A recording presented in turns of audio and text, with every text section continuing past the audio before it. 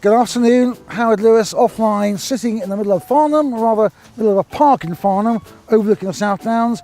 Here with my friend Russ Avery, who, delighted to say, is a resident of this part of the world.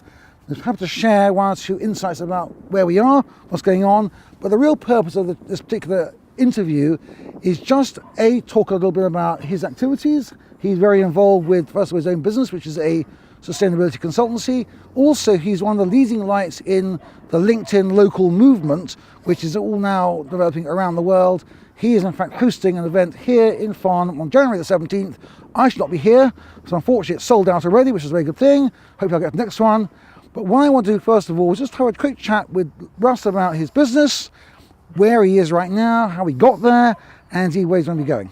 Russ, so fire away. You've done quite a nice intro there, because the first thing I should say is that I'm not a sustainability consultancy. Great, excellent. So it's a marketing. I'm a marketing consultant for sustainability-focused companies. Good to see someone's concentrating. Okay. So it's good that you said that in a way, because people do get me confused with a sustainability consultant myself, which I'm not. So I'm a marketer first and foremost, but I specialise in helping sustainability-focused. Well, what took you into sustainability brands in the first place? So. After graduating from university with a degree in French and Russian, but with no desire to be a teacher, translator, interpreter, or whatever, I did various temp jobs, and then nothing was kind of floating my boat.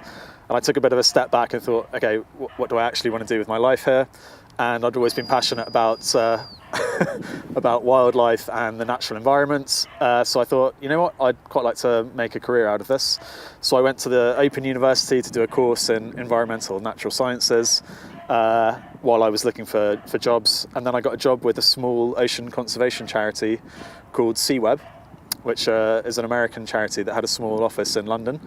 And I got a job there and worked in sustainable seafood and ocean conservation issues for 2 years, and I fell into marketing while I was at that role, and the rest so kind of you've flowed actually from there. cast animals to one side, and you're actually rather more focused upon people living sustainable lives in terms of either their life, their materials, and so on and so forth. Exactly. So wildlife is still very much a passion, but after that job at SeaWeb, I got into corporate sustainability, so that's when I learned much more about the role that businesses can play in contributing to a sustainable society. What was the biggest challenge when you first started? Was it just simply getting people's attention?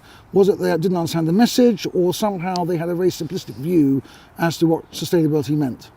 Yeah, it's always the education piece, people simply not knowing what it means, and that's where marketing kind of gets interesting, because it's all about storytelling and how you communicate the issues. And the thing that I'm really passionate about is that every single person you could ever meet is a stakeholder when it comes to sustainability and protecting the planet.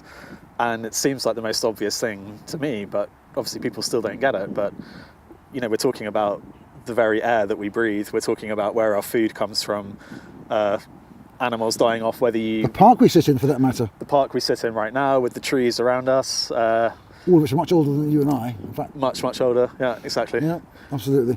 Most of them, anyway. Most of them, yes. Probably, I guess, which are you less so. Anyway, in terms of obviously your business and so forth, are there many Russ Averys dotted around? It seems to me you are one of a relatively small breed in terms of building awareness, building an understanding, both indeed with, you might say, the working population, indeed obviously young people. And obviously you have small kids. What sort of message are you getting across to them and their peers and young people in schools, for that matter? That's a great question, and in 2019 I'm hoping to do a new initiative, which is I've got a side project with two friends at the moment, and we're hoping to set up a new venture which is educating the youth of today, because obviously they're incredibly important, and it's their future that we're affecting now. And so regarding the education piece I talked about earlier, we want to do something where we go into schools and do presentations on the kind of big issues of today, whether it be plastic pollution, which has been the biggest kind of environmental issue of 2018. We've had documentaries on it, and people are really beginning to become aware of single-use plastic and the oceans being affected, etc. But there's a lot of other issues as well, and people just need to know about them. See, I think children are a very, very powerful tool with which to get a message across. Absolutely. Because children have a very refreshing directness, as in why haven't you dealt with this problem? Or this is even worse than last year, as opposed to adults who are trying to find ways to wriggle free from the reality of the situation. Of course. I think it'd be very interesting to see, for example, if you could invite maybe some younger people to create a film, for example, a little short on maybe things going on in the park or maybe the local community, but I think make it more personal. I think some of these issues are incredibly important, but they're very, very big issues and they affect things around the world which we don't really touch in a regular way. And I think making it local is actually in some ways more relevant.